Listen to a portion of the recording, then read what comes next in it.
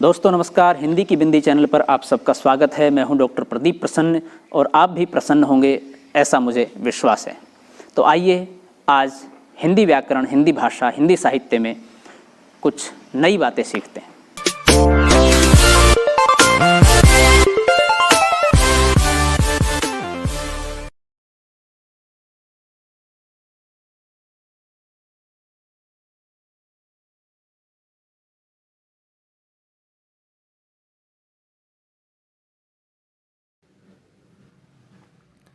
विद्यार्थियों, आज की वीडियो हम बना रहे हैं कक्षा 9 की हिंदी की पाठ्य पुस्तक क्षितिज के काव्यखंड के पहले पाठ कबीर की साखियों को लेकर के।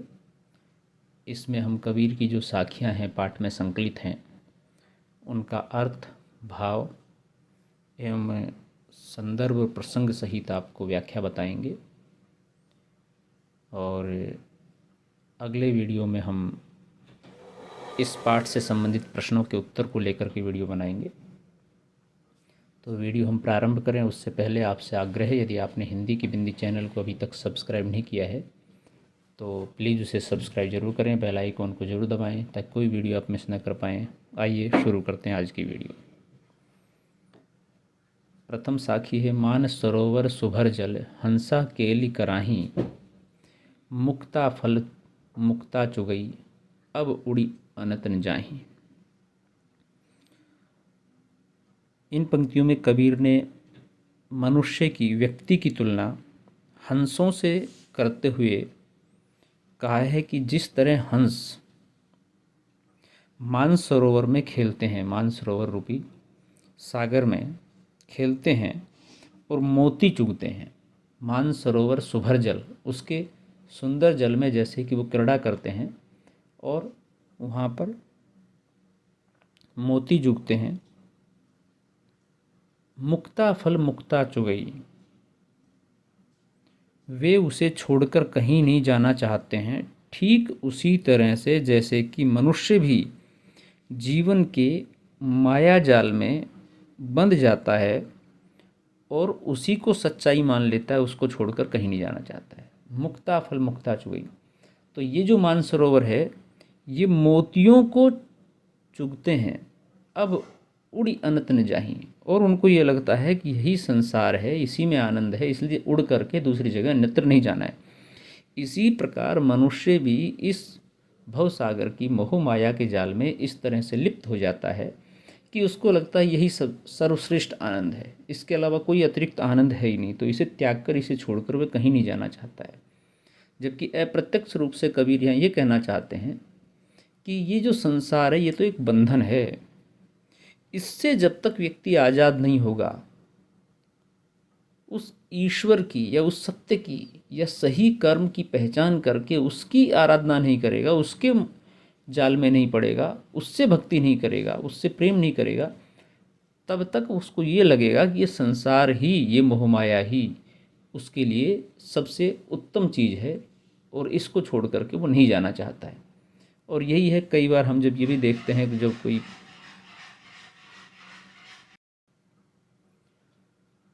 जब कोई किसी व्यक्ति का प्रियजन बिछड़ जाता है तो वो विलाप करता है, तो यही कारण है उसके पीछे, वो इसी को सबसे महत्वपूर्ण समझता है और वो जब छोड़ के जाता है तो बड़ा दुख होता है।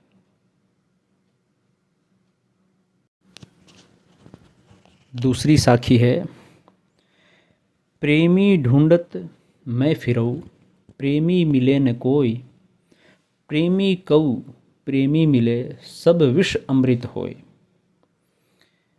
यहाँ पर कबीरदास जी ये कहते हैं कि प्रेमी यानी कि ईश्वर को ढूंढना बहुत मुश्किल है। दोनों बातें हैं, यानी कि प्रेमी को ढूंढना बहुत मुश्किल है, ईश्वर को ढूंढना बहुत मुश्किल है। मुश्किल इन द सेंस ये है कि वास्तव में जिसको आप प्रेम करते हैं, बिना किसी लाग लपेट के, बिना किसी स्वार्थ के, जिसको आप चाहते हैं, वो ईश्वर, वो या आपका वो प्रेमी, वो खास सखा जल्दी से मिलता नहीं है। उसको ढूंढना, उसको खोजना, उसको प्राप्त करना बहुत मुश्किल है। असाध्य नहीं है, लेकिन कठिन जरूर है।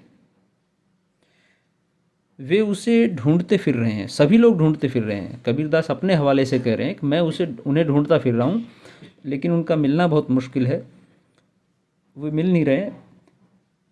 प्रेमी को प्रेमी मिले सब विष अमृत होए, और यदि प्रेमी रूपी ईश्वर मिल जाए तो उनका सारा जो विष है, यानी कि जो सब कष्ट हैं, कठिनाइयाँ हैं, समस्याएं हैं, वो सब अमृत यानी कि सुख में परिवर्तित हो जाएंगे, बदल जाएंगे। प्रेमी ढूंढत मैं फिरो, प्रेमी मिले न कोय। कबीरदास जी कहते हैं मैं प्रेमी को ढूंढता हुआ फिरता हूँ, यानी कि ईश्वर को ढूंढता हुआ फिरता हूँ। या दूसरे अर्थ में ये भी है कि मैं उसको ढूंढता फिरता हूँ जो सहज हो, सामान्य हो, जो वास्तव में मनुष्य के रूप में सही पहचान रखता हो। तो मैं उस ईश्वर को, उस प्रेमी को, उस स्नेही को ढूंढ रहा हूँ, लेकिन वही मुझे नहीं मिल रहा है। और यही कारण है कि मैं अभी तक भटक रहा हूँ, या मनुष्य अभी तक भटक रहा है कि उसको सही मार्ग नहीं मिल रहा है। और प्रेमी को प्रेमी मिले, यदि प्रेमी को प्रेमी मिल जाए, यदि भक्त को ईश्वर मिल जाए, यदि चाहने वाले को उसकी चाह मिल जाए, तो निश्चित रूप से जीवन की जो समस्याएं हैं, जीवन में जो विष रूपी कठिनाइयाँ हैं, वो अमृत रूपी सुख में, आनंद में, उत्साह में बदल जाएंगे। तो यहाँ ये बात कबीरदास जी कहना चाहते हैं। अगली साखी है, हस्ती चढ़ई ज्ञान कऊ सहज दुलीचा डारी, स्वान रूप संसार है भूकन दे झकमारी।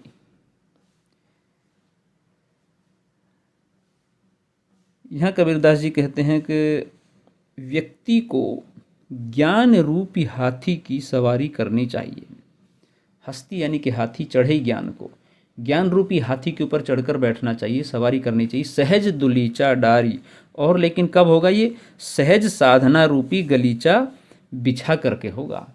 यानी कि जब तक आप साधना नहीं करोगे, जब तक आप तपस्या नहीं करोगे, जब तक आप परिश्रम नहीं करोगे, पुरुषार्थ नहीं करोगे, तब तक ज्ञान रूपी गज पर, हाथी पर नहीं सवारी कर सकते, चढ़ नहीं सकते। अब आप सामान्य अर्थ लगाइए, मनुष्य और हाथी के शरीर में कितना अंतर है। मनुष्य छोटा है, हाथी विशालकाय है, उसकी तुलना में लंबाई में बड़ा है। तो उसकी सवारी करना यानी कि उस पर चढ़ना मुश्किल है, कठिन है। तो उसके लिए क्या करना पड़ेगा? सहज दुलीचा डारी। दुलीचा जो है, जो बिछोना है, वो सहज प्रकार से बिछाना पड़ेगा, तब उसके यहाँ पर बैठ पाओगे। अन्यथा यदि आप हाथी पर बैठ भी गए तो गिर सकते हो। तो कहने का तात्पर्य यह है, सहज यानी कि साधना का दुलीचा, तप का दुलीचा, कठिनाई का, परिश्रम का। कुछ भी चीज़ आपको बहुत ही सामान्य रूप से प्राप्त अगर होगी तो उसका प्रतिफल या उसकी प्राप्ति का आनंद आप नहीं जान पाते अच्छे से। इसलिए ज्ञान रूपी हाथी पर, श्रेष्ठता के मार्ग पर, ऊंचाई पर, विशिष्टता पर अगर जाना है तो आपको साधना का दुलीचा बिछा करके तप करना पड़ेगा, तब आप वहाँ पहुँच पाओगे। उदाहरण के लिए आप IAS RAS बनना चाहते हैं, आप कोई बड़े पद पर जाना चाहते हैं, तो उसके लिए उतनी ही तपस्या करनी पड़ेगी, उतना ही परिश्रम करना पड़ेगा, तब जा कर के आप उसे साध पाओगे, उसे प्राप्त कर पाओगे। अन्यथा तो बहुत सारे लोग बातों में प्रयास करते हैं और आधे अधूरे रह जाते हैं, तो उससे कोई लाभ नहीं मिलता है। इसलिए दूसरी बात कहते हैं, स्वान रूप संसार है भूकन दे झकमारी। और जब आप ऐसा करेंगे, उस ज्ञान रूपी हाथी की सवारी प्राप्त करना चाहेंगे, साधना रूपी दुलीचा बिछा करके तप करना चाहेंगे, तो आपके इस काम को देखते हुए संसार रूपी जो कुत्ता है, स्वान रूप संसार है, ये संसार है, ये कुत्ता है। क्यों? क्योंकि जैसे कि कुछ भी सहज या असहज देखते हुए कुत्ता भौंकने लगता है, तो ठीक ऐसे ही ये संसार भी आपके काम को देख करके भौंकने लगेगा, झक मारेगा, निंदा करेगा, कहेगा अरे ये क्या कर रहा है, ये बनेगा RS, ये बनेगा कलेक्टर। और ये कमेंट्स आपको कहीं ना कहीं हतोत्साहित करने का प्रयास करेंगे। लेकिन कबीरदास कह रहे हैं कि इनको आप अनदेखा कीजिए, भौंकने दीजिए। ये वो श्वान है जो कि कुछ भी देख करके भौंकते हैं, जिनको करना कुछ नहीं है, तो आप इनकी तरफ ध्यान मत दीजिएगा। आप अपने कर्म में नित्य रहिए, लिप्त रहिए, संलिप्त रहिए और एकाग्रचित रहिए। तो निश्चित रूप से आप उसे प्राप्त कर पाएंगे। आम जनता की, सामान्य लोगों की बात पर, या परिवारजन भी जो कई बार इस तरह के कमेंट्स करके आपको हतोत्साहित करने का प्रयास करते हैं, उनकी तरफ आप ध्यान मत दीजिए। आपका लक्ष्य निर्धारित है तो आपकी निगाहें वहीं पर होनी चाहिए। जीवन में भटकन आएगी, भटकाने का प्रयास भी लोग करेंगे, लेकिन इधर उधर न भटकना है। स्वयं अपने लक्ष्य पर निगाहें रख करके उसको प्राप्त करने की चेष्टा करनी है। तो ये मुख्य रूप से कबीरदास जी यहाँ कहना चाहते हैं अलग अलग प्रसंगों के माध्यम से। अगली साखी है, पखा पखी के कारणई सब जग रहा भुलान, निरपख होई के हरि भजई सोई संत सुजान। पखा पखी यानी कि पक्ष विपक्ष के कारण, इधर उधर के कारण, ये करूं वो करूं, ऐसा कर लेता हूं वैसा कर लेता हूं, ये जो असमंजस की स्थिति है, दुविधा की स्थिति है, द्वंद्व की स्थिति है, इसमें जब होता है पखा पखी के कारण, पक्ष विपक्ष के कारण, सब जग रहा भुलान। कबीरदास जी कहते हैं कि सारा संसार आपस में लड़ रहा है, सब जग रहा भुलान, सारा जग आपस में विवाद में पड़ा हुआ है। और दूसरी बात, ये पक्ष विपक्ष के कारण सारे जग ने उसको भुला दिया है जिसको प्राप्त करना चाहता है। अब इसमें क्या प्राप्त करना चाहता है?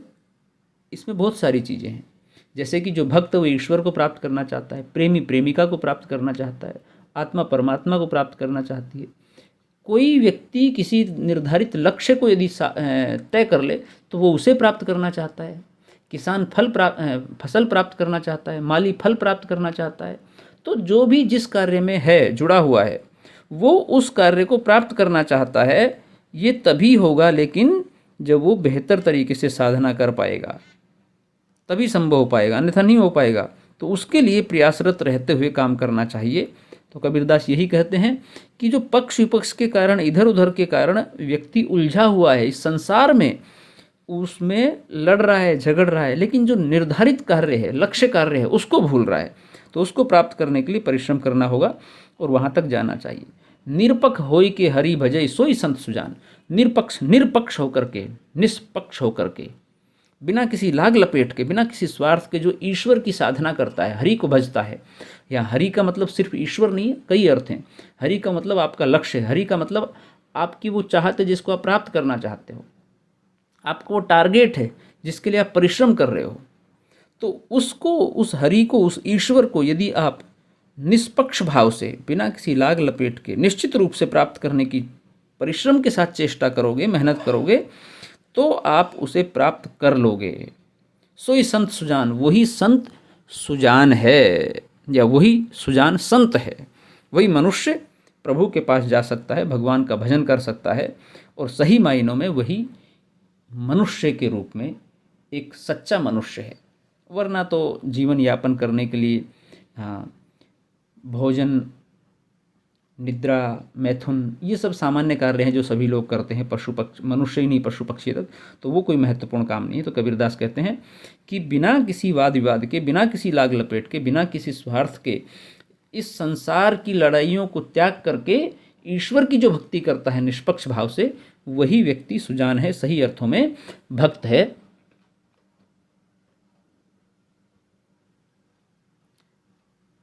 वही व्यक्ति सही रूप में, सही मायने में ईश्वर को प्राप्त कर सकता है।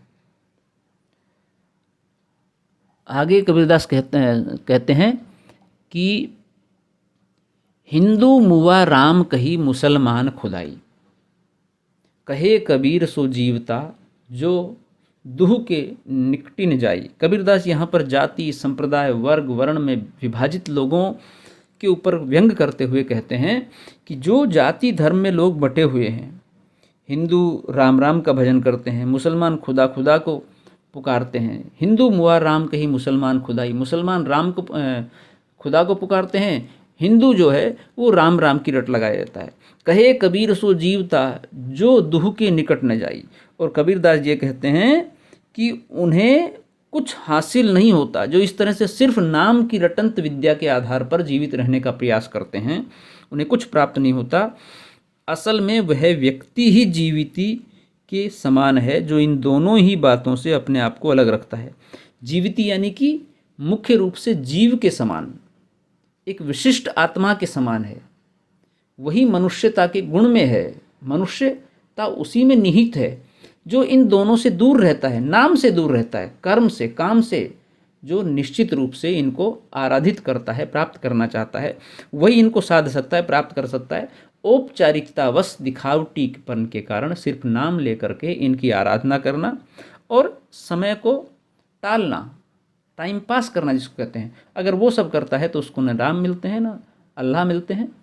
हालांकि कबीर जैसे रचनाकार फक्कड़ मौज मस्ती वाले कवि के बजाय सामाजिक चेता, सामाजिक आंदोलन को परिवर्तित करके एक नई राह पर मनुष्य को ले जाने की चेष्टा करने वाला एक गजब का सृजनकार, हिंदू और मुस्लिम जाति के आधार पर, धर्म के आधार पर, संप्रदाय के आधार पर, वर्ग वर्ण के आधार पर न मनुष्यों में भेद करता है न ईश्वर में भेद करता है। वो तो सिर्फ संप्रदाय के आधार पर लोग अलग अलग नामों से संबोधित करते हैं, इसलिए वो कह रहे हैं। वरना जो यही कहते हैं कि ईश्वर की आप आराधना कीजिए सच्चे मन से, किसी नाम के चक्कर में मत पड़िए, किसी धर्म संप्रदाय के कटघरे में मत बंद होइए, और आप सही मायने में ईश्वर की आराधना करोगे तो आपको प्राप्त होंगे। सिर्फ नाम में यदि पड़े रहे तो आप कुछ नहीं प्राप्त करोगे, यहीं रह जाओगे, उसके निकट जा ही नहीं पाओगे।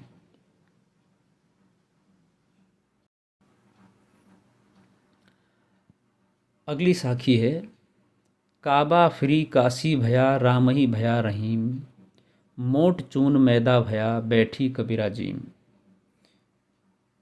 यहाँ कबीरदास कहते हैं कि आप या तो काबा जाएं या फिर काशी जाएं, राम का भजन करें या रहीम का भजन करें। काबा फ्री काशी भया राम ही भया रहीम। ऊपर वाले साखी में जिस तरह से धर्म और संप्रदाय में बटे हुए लोगों की मान्यता के आधार पर काशी में राम मिलेंगे, काबा में रहीम मिलेंगे, अल्लाह मिलेंगे, ऐसी मान्यता के अनुसार जो इस तरह से धार्मिक स्थलों को मान करके वहाँ चक्कर लगाते हैं, घूमने जाते हैं, ईश्वर की या राम की या रहीम की आराधना करने के लिए जाते हैं, तो उनके लिए कबीरदास कहते हैं कि या तो आप काबा जाएं या काशी जाएं, वहाँ राम की आराधना करें, रहीम का भजन करें, उनकी अरदास करें, उनकी पूजा करें।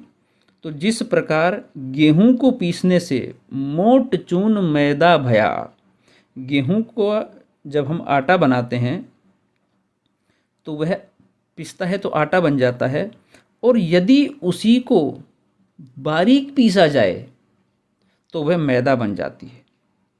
तो कबीरदास ये कहते हैं कि बैठी कबीरा जीम, अर्थात बारीक पीसने से मैदा, परंतु दोनों ही खाने के प्रयोग में लिए जाते हैं, दोनों का स्वाद अलग हो जाता है, इसलिए दोनों ही अर्थों में आप प्रभु के ही दर्शन करेंगे।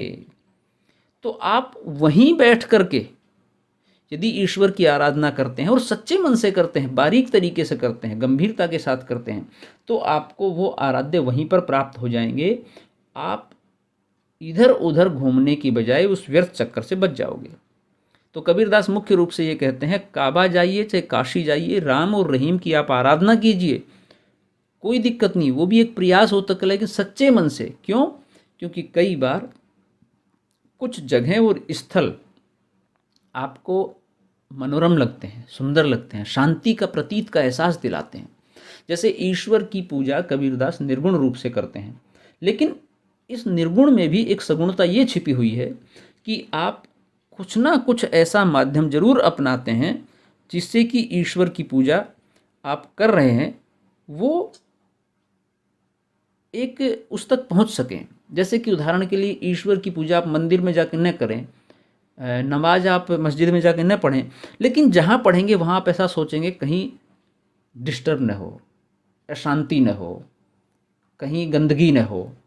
तो ये जो भाव है आपके मन में आया, बस यही भाव उस परिवेश को ईश्वर में बनाने में, शांति प्रिय बनाने में मदद करते हैं। तो इसलिए व्यक्ति मंदिर में जाते हैं, मस्जिद में जाते हैं, ताकि वो एक ऐसा स्थल ढूंढ सकें, ऐसा एहसास हो सके उन्हें कि यहाँ आप बहुत ही मन से जिसकी आराधना करने आए हो, जिसकी पूजा करने आए हो, उसकी पूजा कर सको बिना किसी व्यवधान के, अतिरिक्त व्यवधान के। जैसे परिवार में आप कुछ काम कर रहे हो, आप ईश्वर या किसी की पूजा कर रहे हैं, तो बीच बीच में कोई टोक देगा, आपको व्यक्तिगत रूप से न टोकेगा, लेकिन बातचीत करते रहेंगे, आपके काम में व्यवधान डालेंगे।